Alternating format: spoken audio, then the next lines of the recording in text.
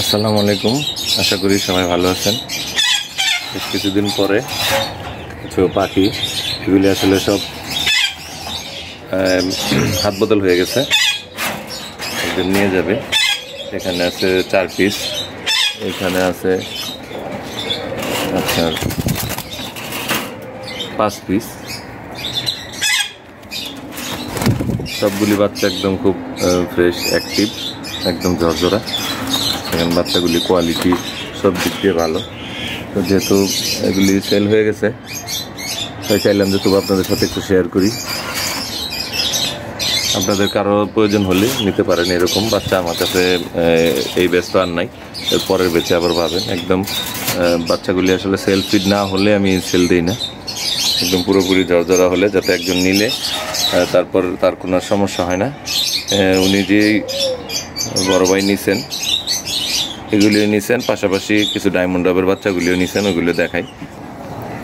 Diamond ডাবের এই বাচ্চাগুলি আসলে এগুলি আলোর বিপরীতে হওয়ার কারণে অতটা ভালো দেখা যায় না, কালারগুলি বোঝা যায় না। এখানে 1 পেয়ার ফোন আছে, 2 পেয়ার সিলভার, আর এখানে 1 পেয়ার গ্রে।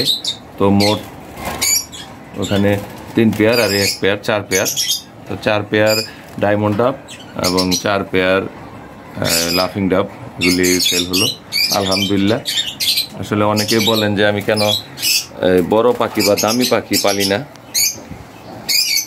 আসলে ছোট পাখি পালার ক্ষেত্রে আমার লজিকটা হলো যে আমার এই পাখিগুলি যে কেউই এগুলি ক্রয় করতে পারে, সবারই একটা ক্রয় ক্ষমতার মধ্যে থাকে।